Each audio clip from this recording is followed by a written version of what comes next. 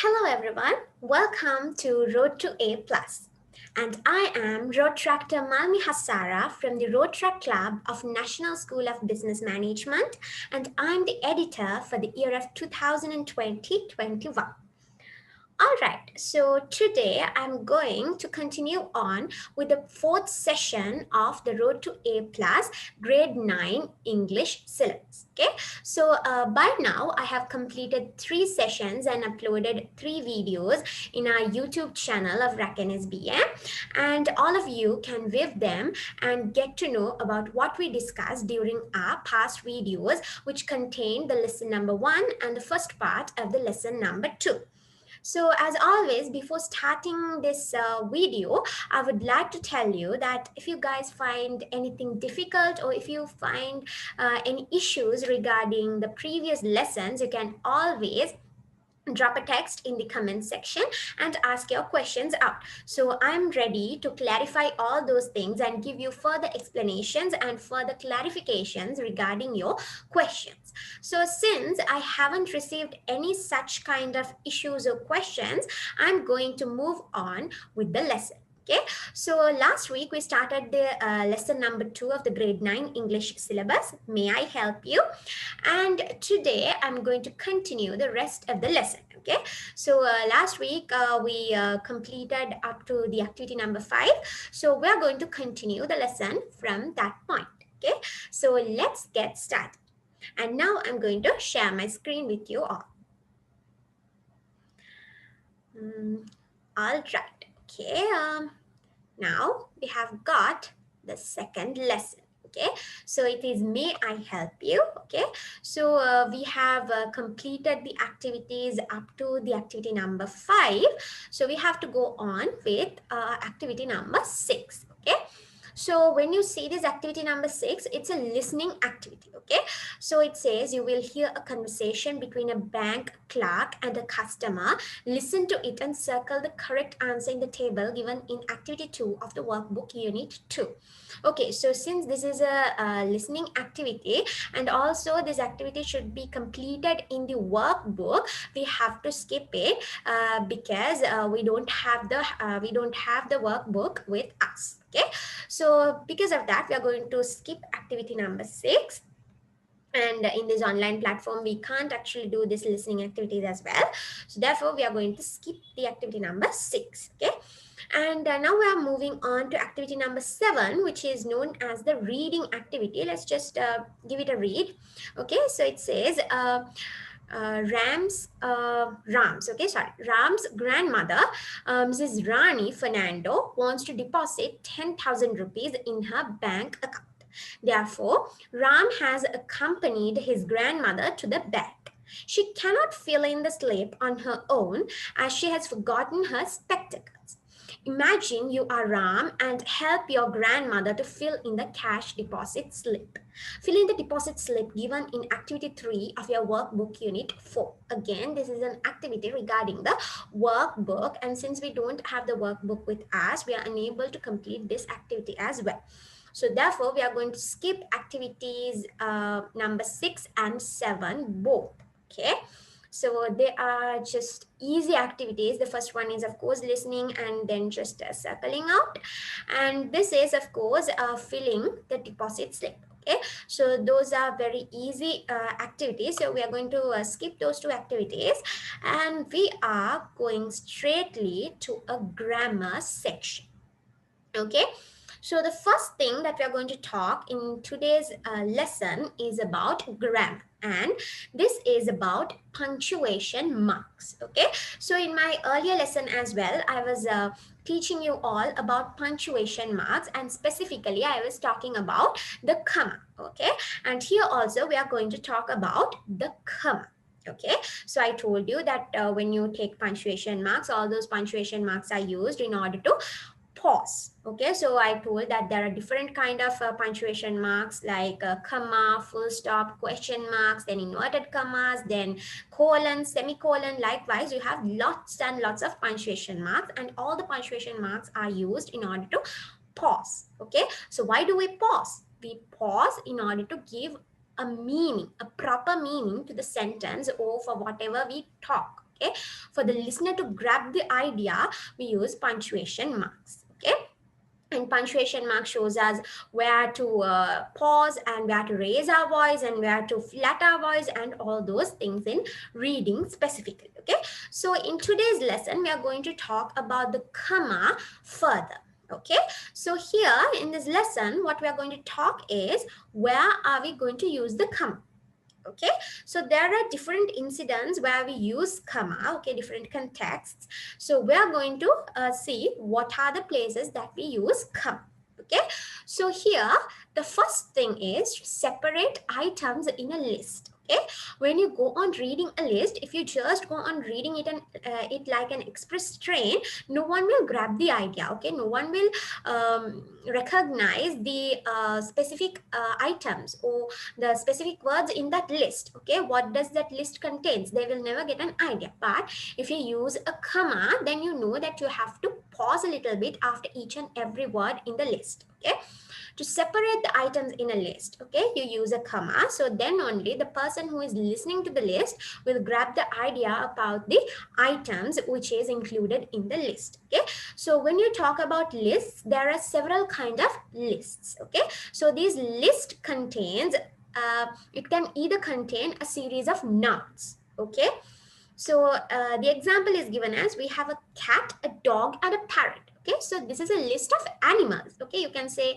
a list of pets. Okay, so a similar kind of items. Okay, animals or pets. Okay, so they are all nouns. Okay, so when you're reading the list on, you have to pause after each item of the list. Okay, so we have a cat, a dog, and a parrot. So in between a cat and a dog, you have used a comma to pause and to separate the items in the list. Okay, so similarly you have a list with a series of verbs. Okay, so the example says the boy ran, stumbled, and fell down. Okay, different actions. Okay, ran, stumbled, and fell down. Okay, so in between two verbs you have used a comma to separate the two items in the list. Okay, ran, comma, stumbled, and fell down.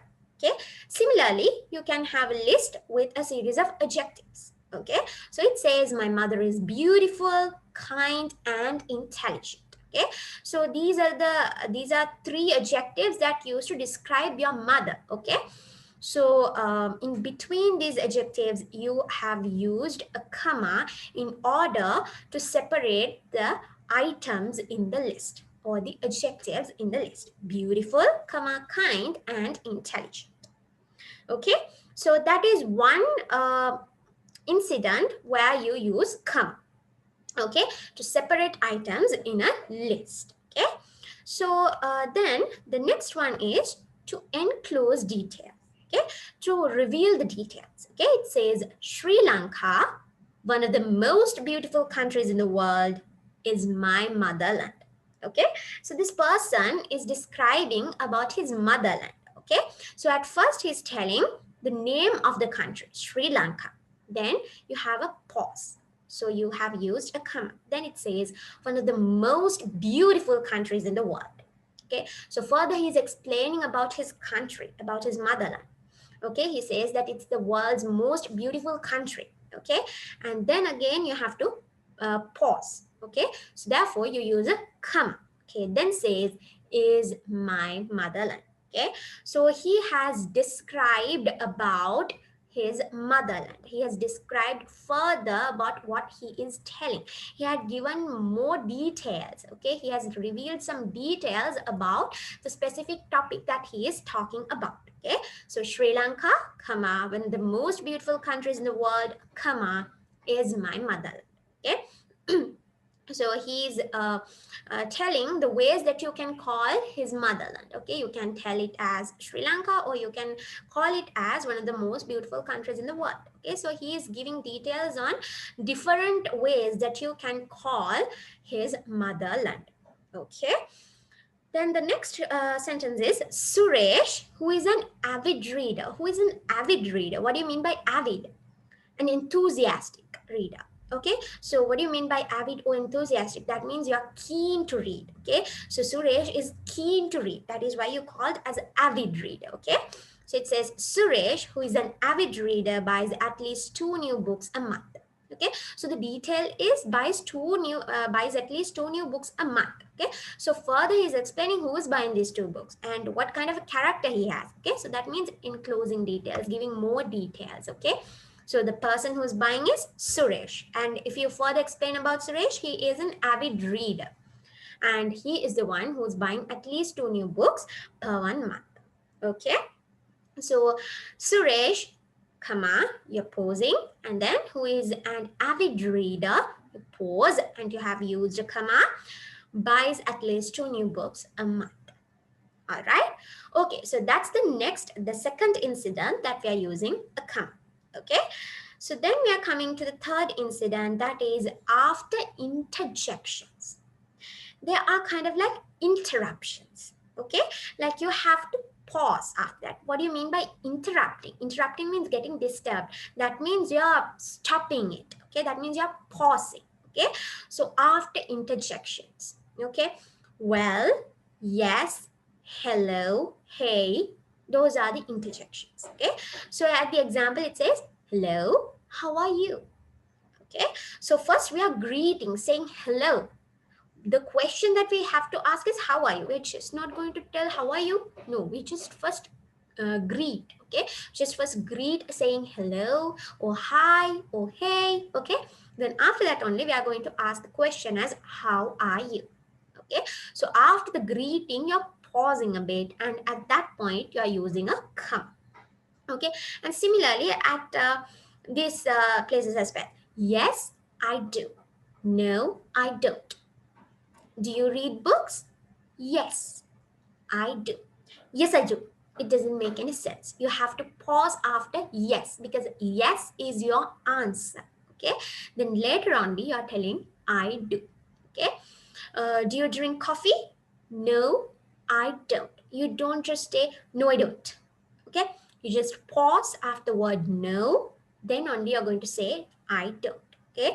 Because your answer is no to the question, and then only you're telling I don't. Okay, all right, that is the third context, and the fourth one is before a tag question. Okay, so when it comes to a tag question, at first it's kind of a statement, and then it comes the question which tries to clarify and to confirm the statement. Okay, the question is asked in order to clarify or to confirm the statement followed, which comes before the question. Okay, so there's a statement and a question following the statement, and the question is asked in order to confirm the fact which is in the statement. Okay, so it says you're coming, aren't you? You're coming is the statement or the sentence. Okay, and you're asking the question aren't you in order to confirm whether you're coming or not. So you're coming is the sentence, and you're going to confirm that particular sentence by asking the question aren't you. Okay, so after that statement you're going to pause a little bit, and then only you're going to ask the question. Okay, so before the question you're going to have a come. Okay, since you're going to pause after the statement and before asking the question. Okay, so then the next one is after a dependent clause. What do you mean by a dependent clause? Dependent clause is you have the original statement and you're further explaining the original statement. Okay, so let's see the example, then you will understand it further. When I go to Candy, I always visit my aunt. I always visit my aunt is the original sentence. You further explain that original sentence telling when you're going to visit your aunt. Okay, it specifies when you're going to visit the aunt. So when you're going to visit aunt? When I go to Candy. When I go to Candy, I always visit my aunt. Okay, so the dependent clause is the clause which provides you further details about the original sentence. So according to this example, the original sentence is I always visit my aunt. Okay, so it further explains where like when he's visiting his aunt. And so the dependent clause is when I go to Candy. Okay, and third, it says when the dependent clause follows the independent clause, the comma is not used. Okay, so when you tell like I always visit my aunt when I go to Candy, no comma is used. Okay, because the original sentence or the independent clause is I always visit my aunt. Okay, so if you put the original or the independent clause in the front of the sentence and use the dependent clause at the back of the sentence, then you're not going to use a comma. Okay, but if you are going to use the dependent clause at the beginning of the sentence and then you're going to use the independent clause, then after the dependent clause you're going to have a comma. All right.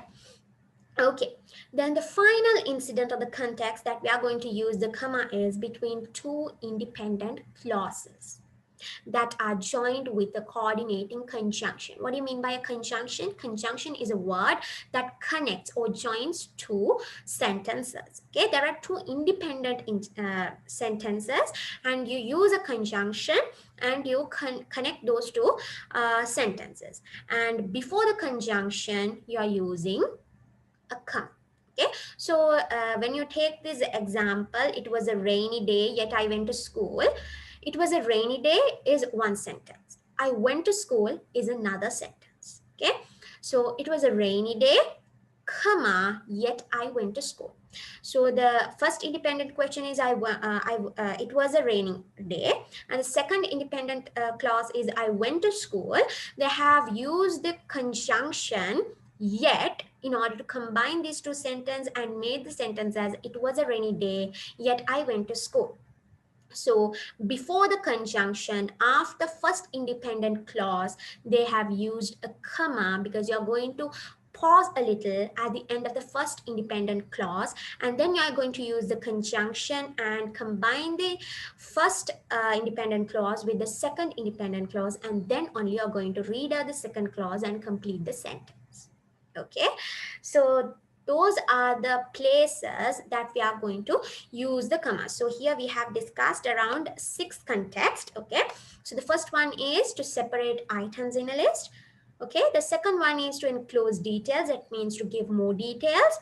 Okay, and after interjections like after the words like hello, hi, and yes.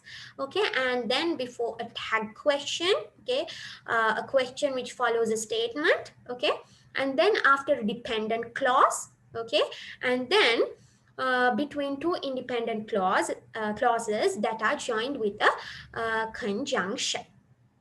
Okay, so those are the places that we use the comma. Okay, so this is a grammar lesson. So you have to remember these places where you use the comma in order to put the commas and to use the punctuation marks accurately when reading or when writing. Okay, so now we have the activity number 8 and it's all about punctuation. Okay, so it says rewrite the sentences inserting commas where necessary. Okay, so we are going to use the commas where necessary. Okay, so the first question, the first sentence we will read, I painted my room blue, pink, and white. Okay, so you have a list of colors, a list of nouns. Okay, so it says I painted my room blue, pink, and white. So in between the list, to separate the items in the list, we have to use a comma. So after the word blue, you're going to use a comma. Okay, so here we have used a comma. All right, okay. So the next one is Mr. Pereira, my next door neighbor, is a nice gentleman. Okay, so this is a place where you are enclosing details. Okay, so you're describing more about Mr. Pereira. Okay, Mr. Pereira, my next door neighbor, is a nice gentleman. You're telling that Mr. Pereira is your next door neighbor and also he's a nice gentleman. Okay, so you can use a comma here. Mr. Pereira, my next door neighbor, is a nice gentleman. All right, okay. Next, you have, we are having rice, dal, curry, fried brinjal, and a salad for lunch. Okay, So again, you have a series of words or a list. Okay, the list of dishes that you are having for lunch. Okay, so then you can separate the dishes. Okay, separate the items. Okay, so after rice you can have a comma, then after dal curry you can have a comma. Okay, so we are having rice, dal curry, fried brinjal, and a salad for lunch. All right. Okay.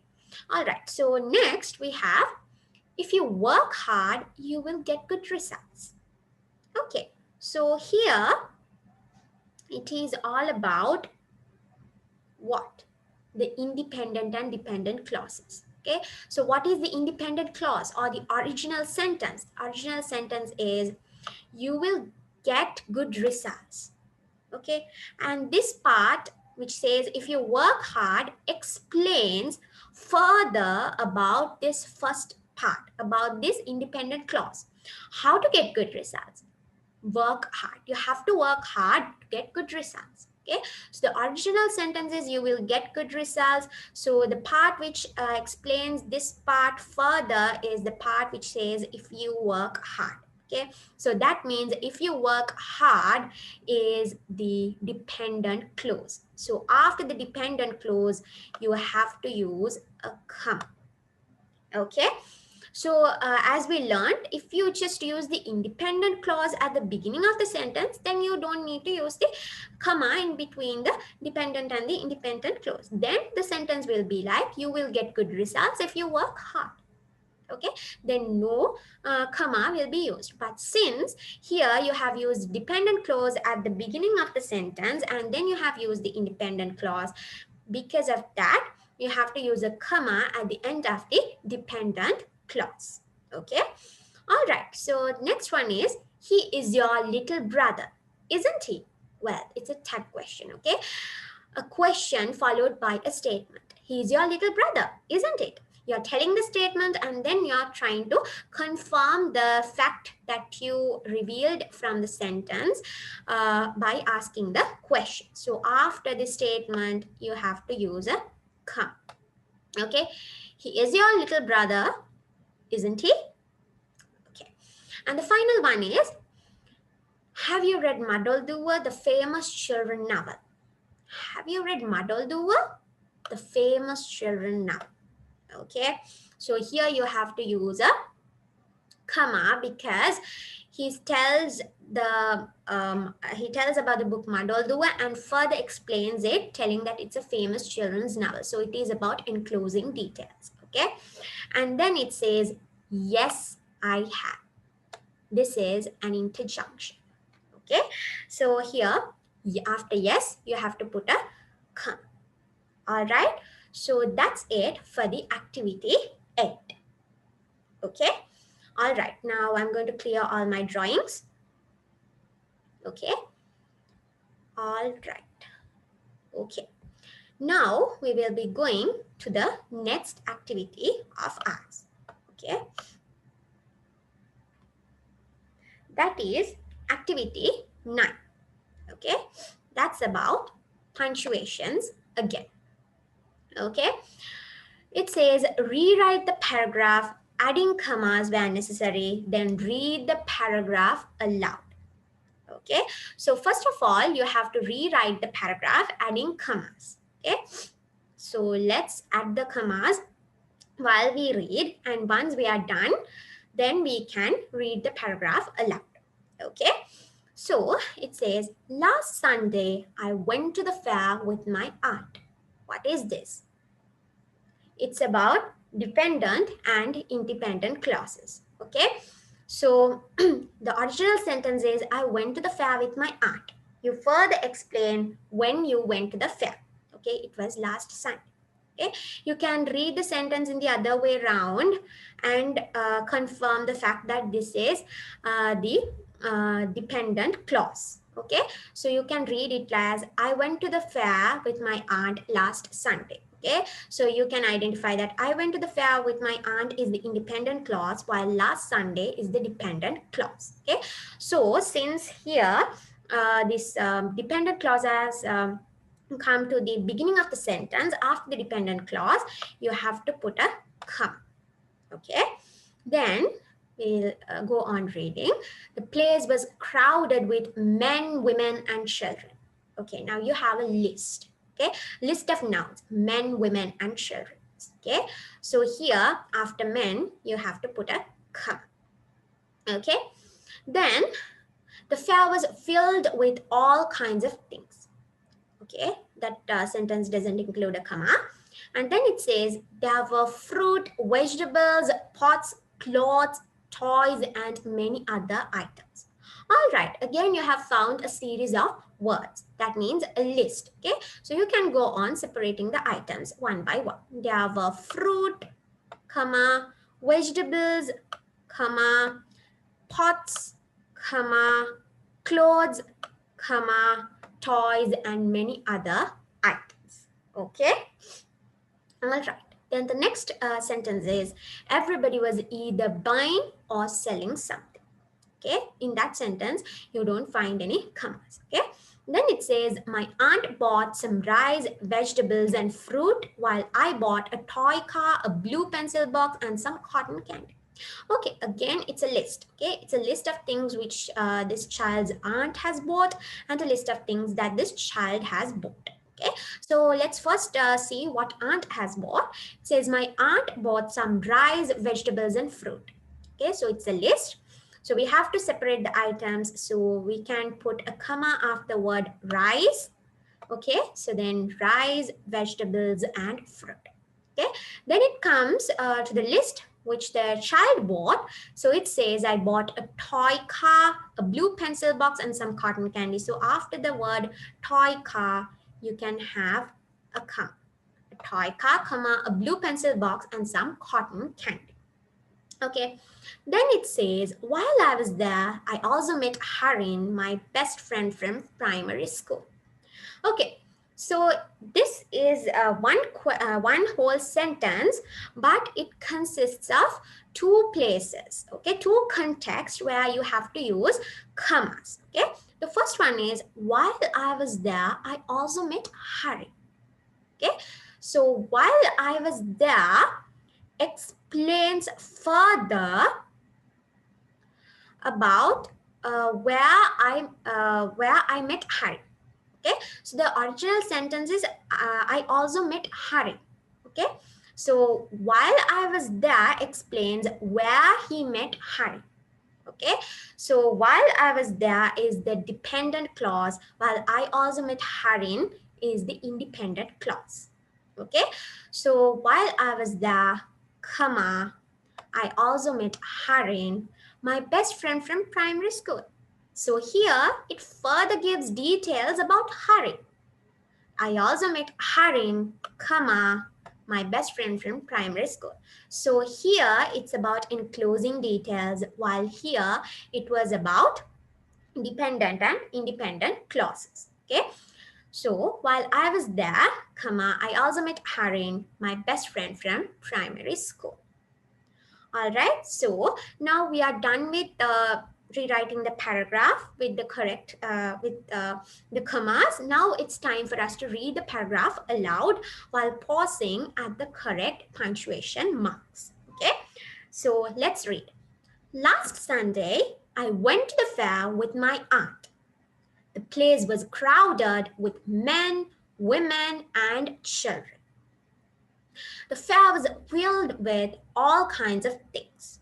There were fruit, vegetables, pots, clothes, toys, and many other items.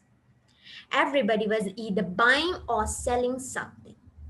My aunt bought some rice, vegetables, and fruit, while I bought a toy car, a blue pencil box, and some cotton candy. While I was there, I also met Harin, my best friend from primary school. Okay, so that is all about the activity number 9, where we learned where to put the punctuation marks accurately and how to read aloud a paragraph which has so many punctuation marks. Okay. All right. So after activity 9, we are going to move on to the activity number 10, which is a reading activity. Okay. So it says read the text and answer the questions. Okay. So we'll just go on reading the text first, and then we can grab the meaning, and then we can answer the questions. Okay. So it says goods and services. Every living being has needs and wants. Neither humans nor animals can live without having their needs fulfilled. We need food to eat, a place to live in, and clothes to wear. We also need doctors when we are sick, teachers to provide us with education, and bankers to help us in financial matters. Okay? Because the needs and wants are important, every society has ways to get them fulfilled. In economics, some of our needs and wants fall into two categories. They are goods and services. Goods are objects or things we can use or consume. Food, clothes, furniture, books, computers, and everything else we use are goods. They are either made or grown. It is the duty of the manufacturers to produce goods to match the needs of people. These goods are sold to consumers and a profit is earned by the traders. Services are actions. A service is work that someone provides for someone else. Fields like education, transportation, health, and postal services come under this category. Some services are given free while some have to be paid for. Sri Lanka, which is a developing country, provides free education and medical facilities to all its citizens. Such facilities are not available free of charge even in some first world countries. All right. So this is an interesting paragraph about needs and wants and goods and services. Okay? So it says every living being has needs and wants. So everyone who is living, including you and me, we have different kinds of needs and wants. Okay, so the needs are the things that you can't survive. Okay, so you have different kinds of needs. Okay, so without fulfilling the needs, you can't survive, you can't live. And wants are the ways that we satisfy those specific needs. Okay, so it says neither humans nor animals. What do you mean by neither humans nor animals? That means not the humans, not the animals. Okay, so both of them, the humans and the animals, can't live without having their needs fulfilled. Okay, they all have to fulfill their needs. Okay, so we need food to eat, a place to live in, and clothes to wear. Okay, so what are these needs? We need food, we need a place, and we need clothes. Okay, so we need food to eat. Okay, to survive, to live, we need food. Okay, and we need a place to live. We need a house to live. Okay, some kind of a place to live in, and we need clothes to wear. Okay, and further, we also need doctors when we are sick. Okay, so when we get sick, when we are not well, we need to go to the doctors to get medicine. Okay, then we need teachers, okay, to provide with education. Okay, so to teach and to learn, like as students you are going to learn, and the teachers are the ones who provide you with education. Okay, and also we need bankers to help us in financial matters. Okay, so you need banks to deposit money, to get loans, and do all the transactions, and to do businesses. All kind of financial things, financial matters are done through a bank. Okay, so because of that we need even bankers. Okay, so you know what you mean by financial matters, right? Okay, so everything related to cash transactions, you call them as financial matters. Okay, because the needs and wants are important, every society has ways to get them fulfilled. Okay, so needs and wants are very important and you need to fulfill them. So different societies have different ways to fulfill them. Okay, in economics, some of our needs and wants fall into two categories. Okay, what do you mean by economics? Economics, arthika. Okay, Arthika Vidya, you have heard about that. So in economic studies, you have two categories which all our needs and wants are fell into. Okay, so they are known as goods and services. Okay, so the way that we can fulfill our needs and wants is by using these goods and services. Okay, so let now further they have described what these goods and services mean. Okay, so they have said goods are objects or things we can use or consume. What do you mean by consume? Consume means you are using them. Okay, you, like if it is a food item, you consume means you eat. If it is a drink, consume means you drink it. Okay, so if it is a dress, consume means you are wearing it. Okay, so using means consuming. Okay, so goods are objects or things. Okay, goods are objects or things, the things you can touch. Okay, the tangible things are known as goods. Okay, that we use. Okay, so food, clothes, furniture, books, computers, and everything else we use are goods. Okay, so it says a list of goods. Okay, they are either made or grown. What do you mean by either made or grown? Goods can be grown or it can be made. Both can be done. Okay, so when it comes to vegetables, fruits, flowers, things like that, you have to grow them. And when it comes to things like books, computers, furniture, clothes, you have to make them. Okay, so that's why they say goods can be either made or grown. Okay, so next it says it is the duty of the manufacturers to produce goods to match the needs of people. Okay, so there are lots of people and all those people are in need of these goods, so it is the responsibility of the manufacturers to produce the goods which matches with the need. Who are the manufacturers? Manufacturers are the people who make the goods. Okay, so produce good means make the goods. Okay, so they are responsible to make the goods at a number which the people need them.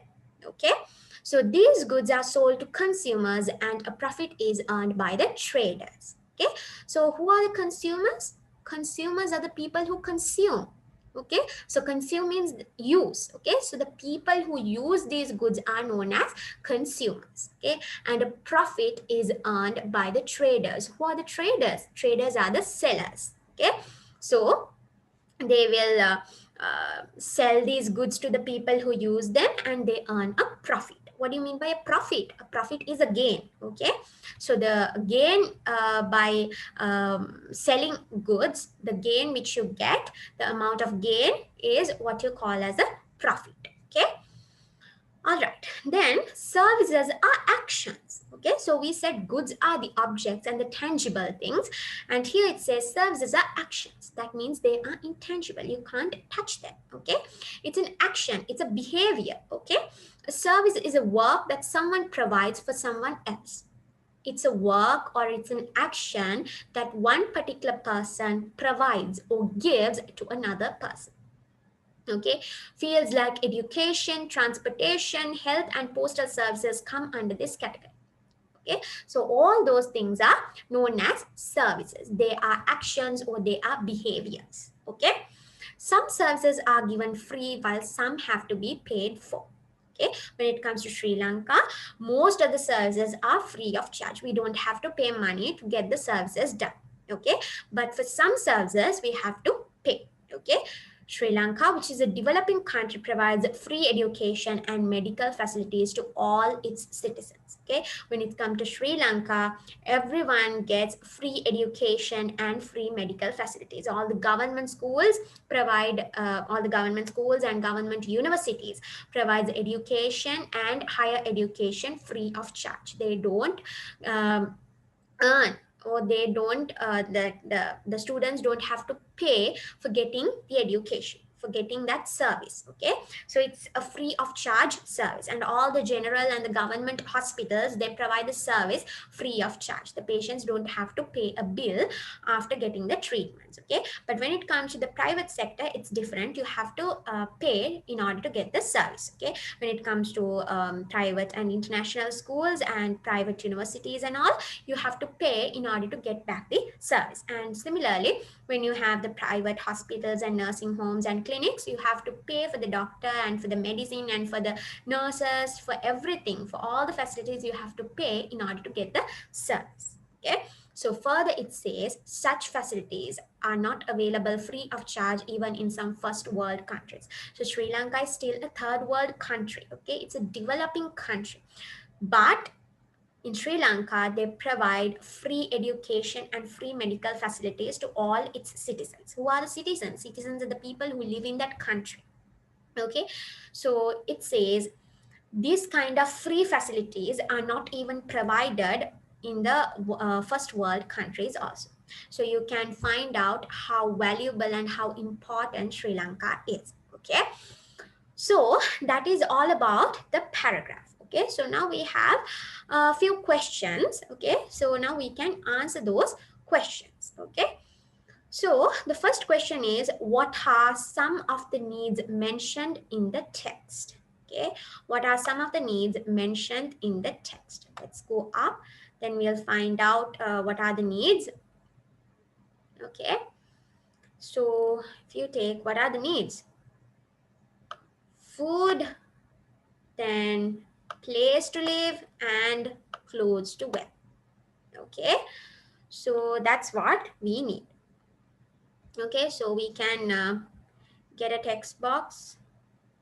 We can go down and write.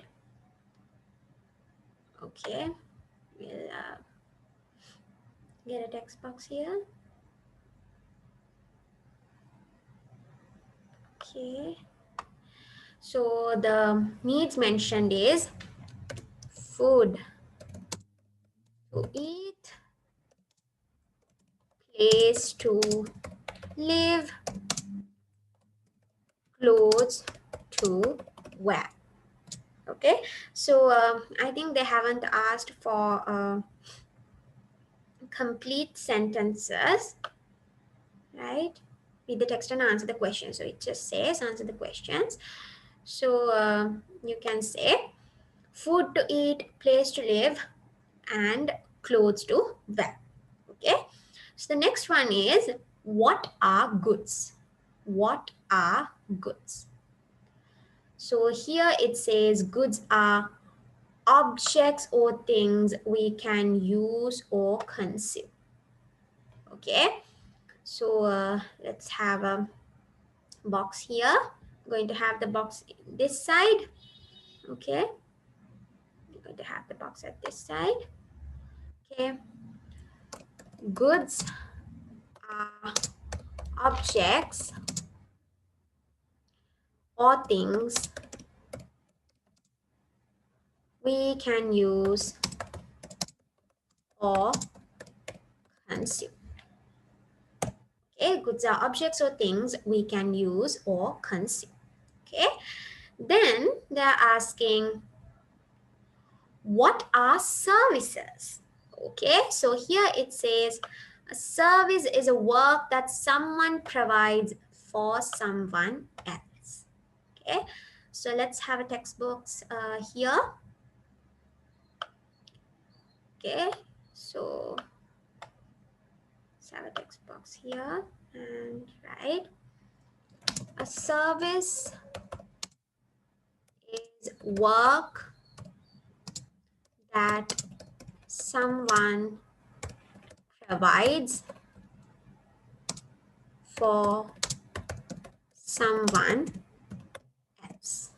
Okay, a service is work that someone provides for someone else. Okay, so the question D is, name two services provided free of charge in Sri Lanka.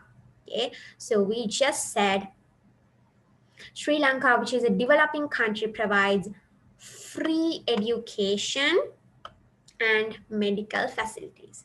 So what are the two services they provide free of charge? I'm going to have the box here. Okay, so it's what? Education and medical facilities. Okay, so it's education and medical facilities. All right. Okay, so then the second question is, Second question is name the words with the correct meaning. Match the words with the correct meanings. Okay, so you have to match. So you have three words here: consume, produce, and profit. So you have three meanings over here: make or manufacture, gain, eat, drink, or use up. Okay, so what do you mean by consume? I told consume means using. Okay, so if it is a food, you eat. If it is a drink, you drink, or just you use. Okay, so consume is eat, drink, or use up.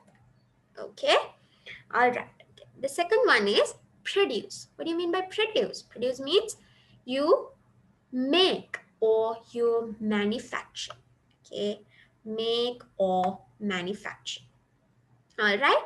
Okay, then the third one is profit. I told you profit means the gain. Okay, so profit is the gain. All right. Okay, so that is the end of the this activity. I'm going to clear the drawings. Okay, all right. Okay, now we can go down and see. Okay, now we have another grammar part. Okay, it's about conjunctions.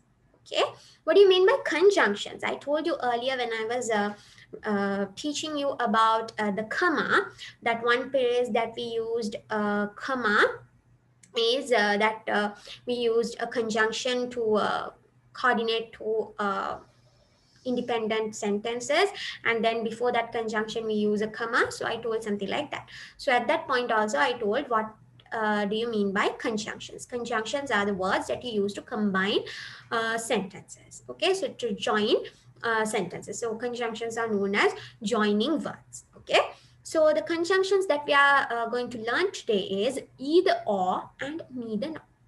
So you must be a bit familiar with these two words, either or, neither nor. Well, you should be familiar because when we were reading the above text, we came across those words. Here it says neither humans nor animals. Okay, neither humans nor animals. Then we had either made or grown. Either made or grown. Okay. All right. So those are the two places we came across those two conjunctions.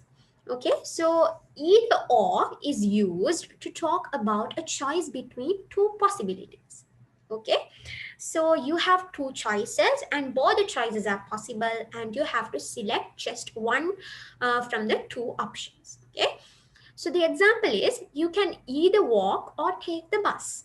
Okay, so the two options that you have is walk or taking the bus. So you have to choose in between the two options. Okay, so at a place like that, you use the word, the conjunction either or. Okay, so you can say you can either walk or take the bus. All right.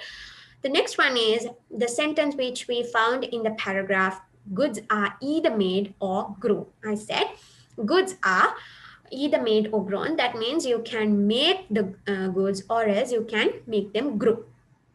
Okay, so the two options are made or grow. Okay, so you have to select one option because both options are possible. You just have to select one from the two options.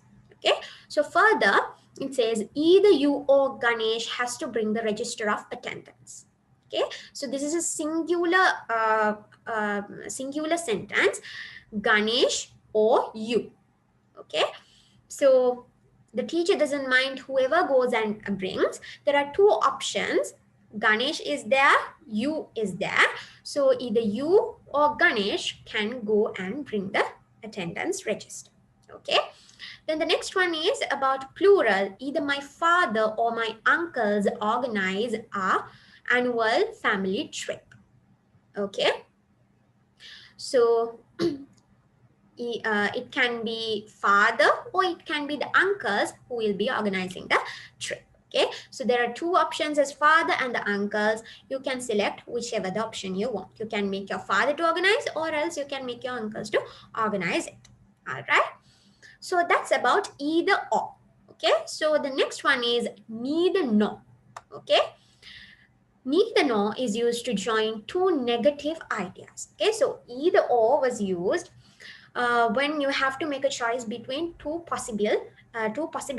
Okay, so here neither nor is used to join two negative ideas. Neither Ravi nor Abdul plays football. That means Ravi doesn't know to play football and also Abdul doesn't know to play football. So it's about two negative ideas. Okay, so to join those two negative ideas, you have used neither Ravi nor Abdul plays football. Okay, so the next one is Raj was sick last week. He neither came to school nor joined us on the trip. Since Raj was sick, he didn't come to school, or else he didn't come to like he also didn't come to school and he also didn't join the trip. Okay, so it says neither my sister nor my brothers know how to swim. Okay, sister also doesn't know, brothers also don't know. Okay, so any of them don't know how to swim. Okay, so neither Romani nor her parents eat meat. Okay, so that means Romani and parents both don't eat meat. Okay, neither the students nor the teacher has to come tomorrow. It says no one has to come tomorrow. Okay, so you have two separate sentences telling students don't need to come tomorrow, teachers don't need to come tomorrow. Then you can combine those two sentences and tell in one sentence neither the students nor the teacher has to come tomorrow. Okay, all right, so after that grammar lesson we have an activity to be done. Okay, so it is all about completing the sentence. Okay, so let's read and see. Okay, it says my mother, my sister will prepare the lunch. One of them has to go to the bank. Okay, so to prepare the lunch, the mother is also available, the sister is also available, but only one can prepare the lunch since the other one has to go to the bank. Okay, so you have to select who is going to prepare the lunch. So both the mother and the sister can prepare the lunch. So both the options are possible and you have to select one. That means you're going to use the word either or. Okay, so here we'll have a text box and you can write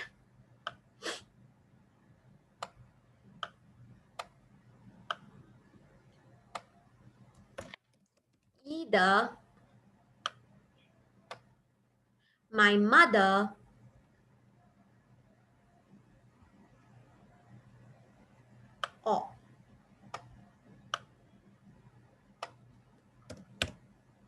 or my sister will prepare the lunch. One of them has to go to the bank.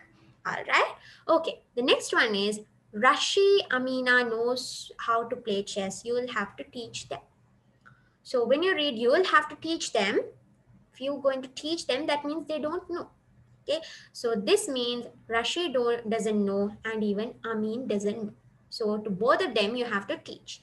So that means negative ideas, two negative ideas. Rashid doesn't know to play, Amin doesn't know to play. You can combine the two negative ideas and say what?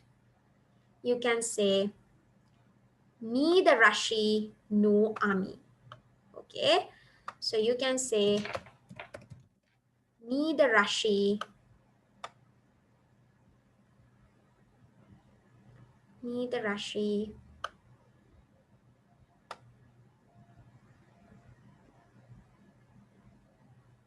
no Amin.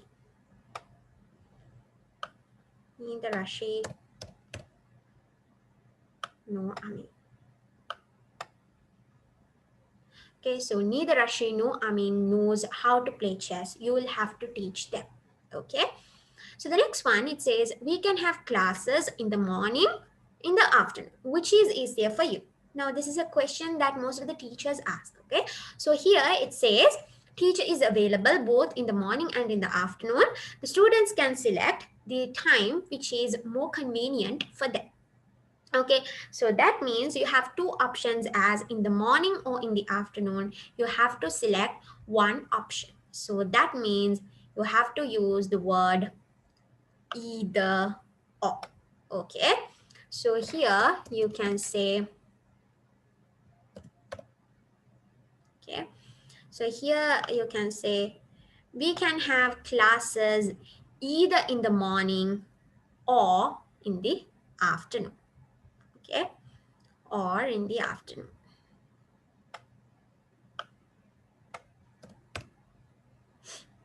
Okay.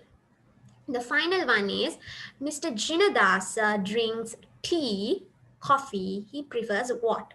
So, what do you mean by this? This means he doesn't like to drink tea or coffee. Okay, so that means it's a negative one. Okay, so you can tell Mr. Jinadasa, Mr. Jinadasa drinks neither tea nor coffee. Okay, neither tea nor coffee.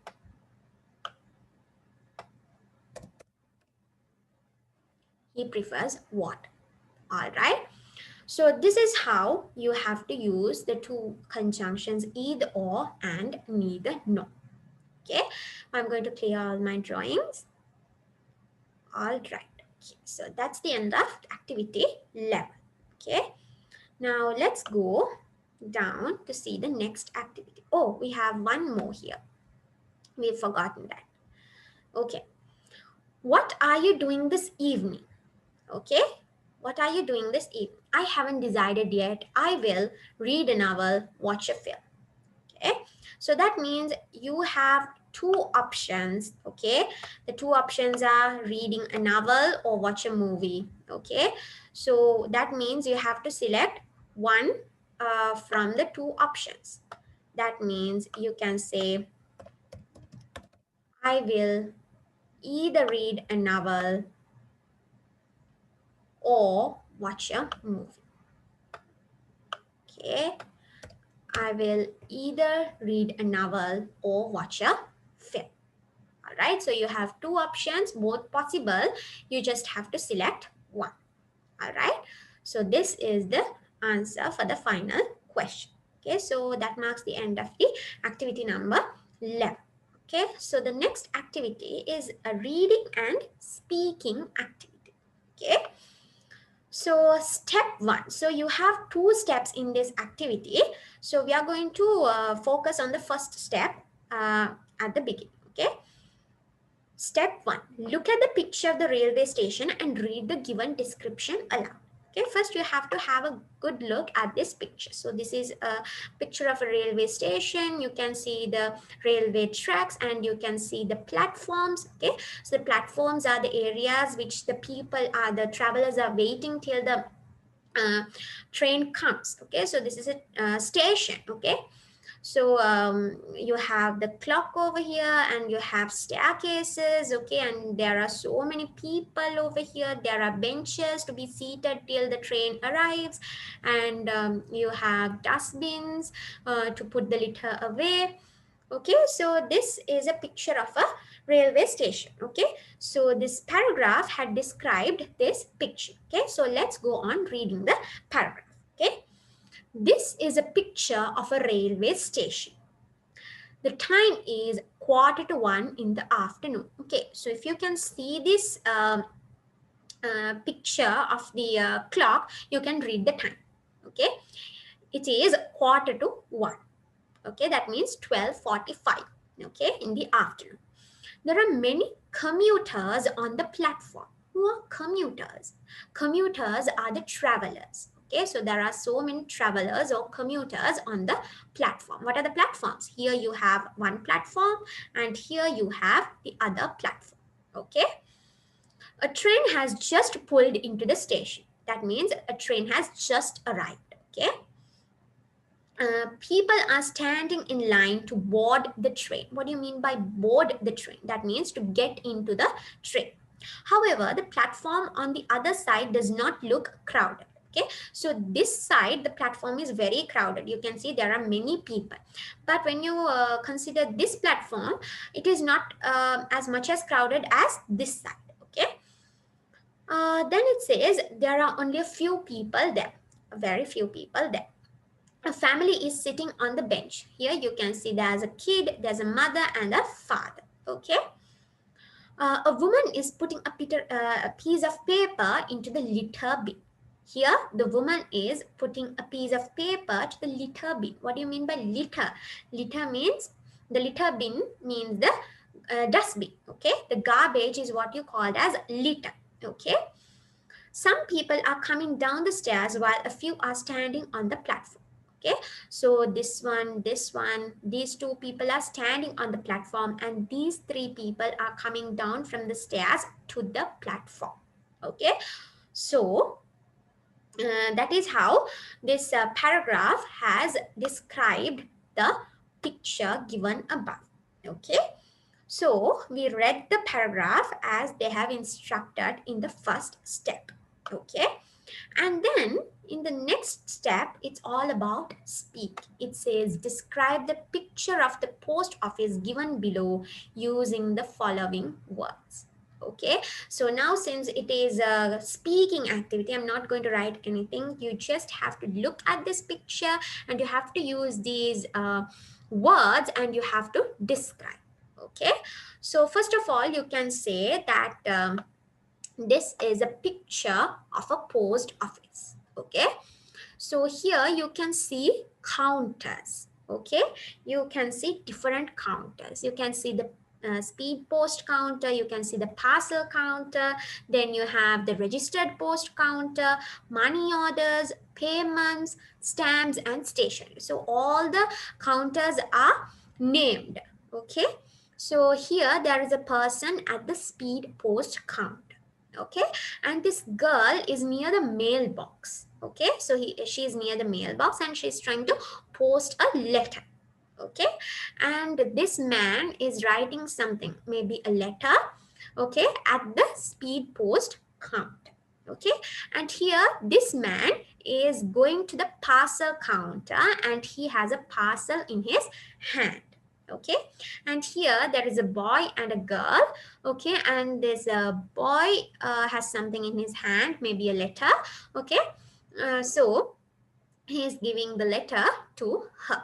Okay, so likewise you can describe what is in this picture. You can say what is this picture. So you can say this is a picture of a post office. Okay, then you can say there are many people. Okay, or you can just count them and say 1 2 3 4 5 6. You have 6 people in this picture. Okay, so there are a few counters in the post office and then you can name the counters. Okay, then you can say what this each person is doing. Okay, you can say that there's a person in the speed post counter and there's this man who's writing a letter near the counter, and then this girl is there near the mailbox and she's trying to post a letter, and there's a man with a parcel near the parcel counter. Okay, so likewise you can describe this whole picture.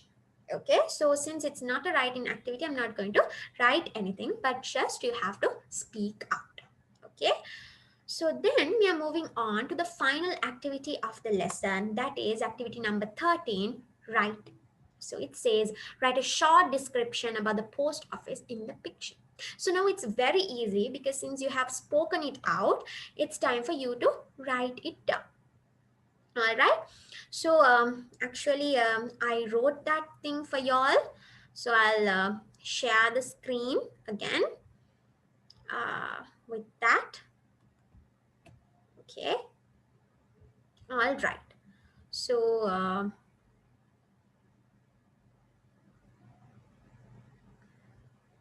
okay, activity number 13, you have to write a short description. Okay, so this is the description that I wrote. That's the same thing I said when I was doing the speaking activity. Okay, so I said this is a picture of a post office. Okay, there are 6 people in this picture.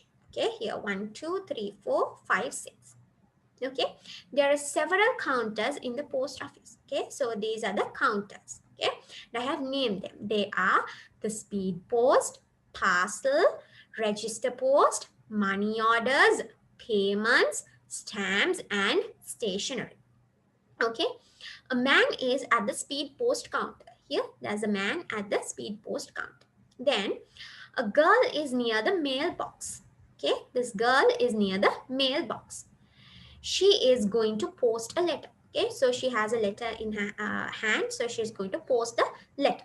Another man is writing a letter at the speed post counter. Okay, so this man is writing a letter at the speed post counter.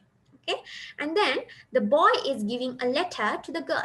Okay, so this boy has a letter and she is giving and he's giving the letter to the girl. Okay, the boy a man is at the parcel counter with a parcel. Okay, so here the man is with a parcel near the parcel counter. Okay, so that's how you're going to describe this whole picture. And you can see I have even used the words they have given here. So I have used the word letters, then post, mailbox, parcels, money orders, stamps, registered post, parcel counter. I have used all these words when I wrote the description about this picture. All right. So that is the final activity or the activity number 13 of the lesson number 2. All right, so I think you had enough time to read the short description that I wrote about the post office, which is in this picture. Okay, so then I'm going to stop sharing. All right. Okay, so that marks the end of the lesson number 2. Okay, so in the previous video, I did the first few activities of the lesson number 2. And today I continued from that point up to the end of the lesson number 2.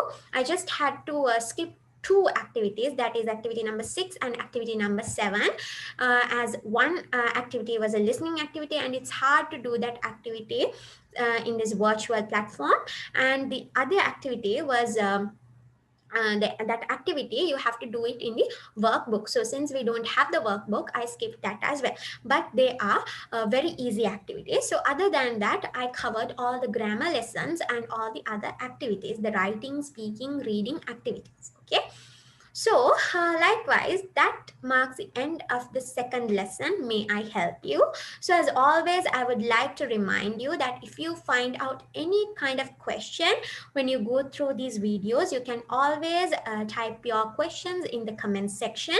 So not only in this video, so you can ask any question regarding even the previous 3 videos. Okay, so whatever the question you have, just type them down in the comment section and I am very happy to get them clarified to you. All right, so again, I would like to give you a kind reminder. If you feel like you have got something from this project, Road to A+, you must be really happy. Okay, so if you have got something from us to yourselves, so it's time for y'all to give a feedback, because feedback is what makes us do great stuff in the future. So if you feel like this content is really good, you can always like our videos and you can subscribe our channel. Okay, so that's all for you from me today. So let's meet in the next week also with another video with the 3rd lesson of the grade 9 English syllabus. So till then, work hard, study hard and stay safe. So bye bye. Bye Villa Rotaract.